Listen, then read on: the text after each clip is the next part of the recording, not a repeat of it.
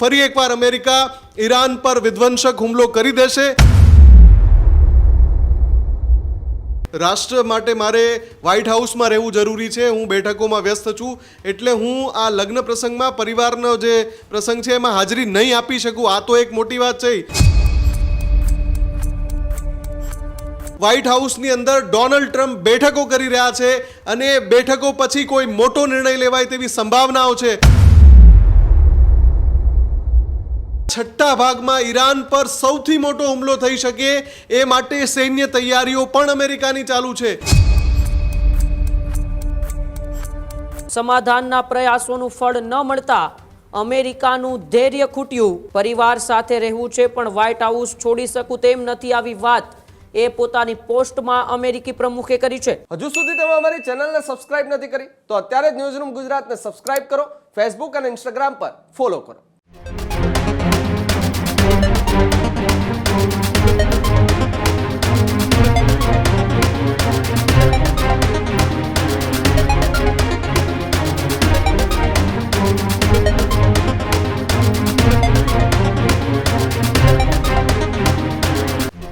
સમાચારોમાં આગળ વાત કરીએ તો સમાચાર વૈશ્વિક પરિસ્થિતિને લઈને સામે આવી રહ્યા છે, જ્યાં ઈરાન અને અમેરિકા વચ્ચે ફરી એક વખત તણાવ વધી શકે છે। ભારે તણાવ વચ્ચે યુએસ હવે ઈરાન પર ત્રાટકે તેવા એંધાણ। સમાધાનના પ્રયાસોનું ફળ ન મળતા અમેરિકાનું ધૈર્ય ખૂટ્યું। ડોનાલ્ડ ટ્રમ્પ લગાતાર વ્હાઇટ હાઉસમાં બેઠકો કરી રહ્યા છે। ટ્રમ્પે તણાવભરી સ્થિતિનો સંકેત આપતી ટ્રુથ પર પોસ્ટ પણ કરી છે। પરિવાર સાથે રહેવું છે પણ વ્હાઇટ હાઉસ છોડી શકું તેમ નથી, આવી વાત એ પોતાની પોસ્ટમાં અમેરિકી પ્રમુખે કરી છે। છેક છેલ્લી ઘડી સુધી ટેબલ પર આવવાના પ્રયાસો થઈ રહ્યા છે તો બીજી તરફ એટલી જ તેજ ગતિએ હુમલો અમેરિકી સેના કરશે। ડોનાલ્ડ ટ્રમ્પ સતત બેઠકો કરીને પરિસ્થિતિનો તાગ પણ મેળવી રહ્યા છે। સુરક્ષા વિભાગ, યુદ્ધ વિભાગ અને ગુપ્તચર એજન્સીઓના વડા પણ આ બેઠકોની અંદર હાજર છે। હોર્મુઝ સંકટ ઘેરાતા વૈશ્વિક અર્થતંત્ર પણ છુટકારો ઈચ્છે છે, પરંતુ આ બધા વચ્ચે છેલ્લા 3 મહિનાથી મિડલ ઈસ્ટની અંદર જે તણાવભરી પરિસ્થિતિ છે એ તણાવભરી પરિસ્થિતિ પાછળ જો કોઈ મુખ્ય કારણ હોય તો એ ડોનાલ્ડ ટ્રમ્પ છે। અને ફરી એક વખત ડોનાલ્ડ ટ્રમ્પ એ ઈરાન ઉપર મોટો હુમલો કરે તેવા એંધાણ આપવામાં આવી રહ્યા છે, કારણ કે વ્હાઇટ હાઉસની અંદર સતત ડોનાલ્ડ ટ્રમ્પની બેઠકોનો દોર શરૂ છે। ગુપ્તચર વિભાગના વડાઓ સાથે સાથે એ સુરક્ષા વિભાગ અને યુદ્ધ વિભાગના વડાઓ સાથે પણ એ બેઠકોનો દોર ડોનાલ્ડ ટ્રમ્પનો સતત વ્હાઇટ હાઉસની અંદર શરૂ છે। વધુ માહિતી માટે મુફદ્દલ ન્યૂઝરૂમથી જોડાયેલા છે મુફદ્દલ, ઈરાન અને અમેરિકાનું આ યુદ્ધ વધુ વિધ્વંસક બને તેવા એંધાણ છે, કારણ કે અમેરિકી પ્રમુખ વ્હાઇટ હાઉસની અંદર મોટી એક ગેમ પ્લાન ઈરાન ઉપર હુમલો કરવાના કરતા હોય તેવા અત્યારે સ્પષ્ટપણે એ સંકેતો મળી રહ્યા છે। બિલકુલ ઉમંગ, એકદમ સ્પષ્ટ વાત છે, એકદમ કાચ જેવી સાફ બાબત છે કે કંઈક મોટું થવા જઈ રહ્યું છે। એના કારણો બિલકુલ સ્પષ્ટ આપણી સામે છે કે જ્યાં ટ્રમ્પ પોતાની દીકરાના જે લગ્ન થવાના છે એ લગ્નમાં પણ હાજરી નથી આપવાના, પોતાના પરિવારના જે લગ્ન પ્રસંગ છે એમાં પણ હાજરી નથી આપવાના। એમણે ટ્રથ પર પોસ્ટ કરીને કીધું કે અત્યારે રાષ્ટ્ર માટે મારે વ્હાઇટ હાઉસમાં રહેવું જરૂરી છે। હું બેઠકોમાં વ્યસ્ત છું, એટલે હું આ લગ્ન પ્રસંગમાં પરિવારનો જે પ્રસંગ છે એમાં હાજરી નહીં આપી શકું। આ તો એક મોટી વાત છે।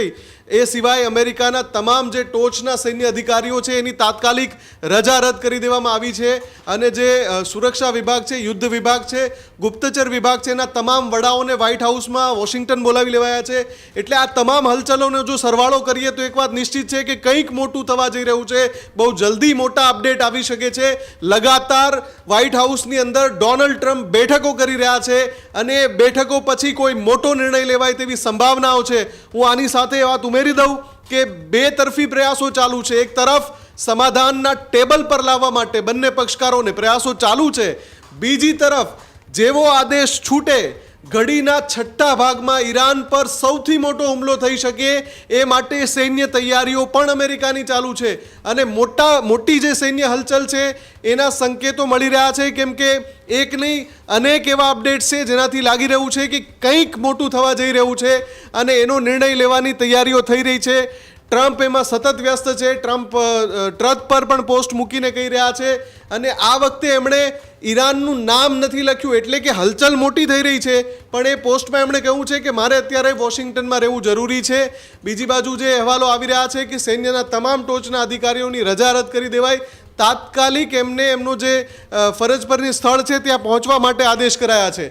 આ બધાની વચ્ચે લગાતાર ઈરાન પણ કહી રહ્યું છે કે તમે જો હુમલો કરશો તો IRGC સંપૂર્ણપણે તૈયાર છે વળતો જવાબ આપવા માટે. એટલે કે ફરી એકવાર મિડલ ઇસ્ટમાં સ્થિતિ વણશે, ફરી એકવાર મિડલ ઇસ્ટમાં તણાવ સર્જાય અને ખૂબ મોટું યુદ્ધ થાય તેવી સંભાવના છે.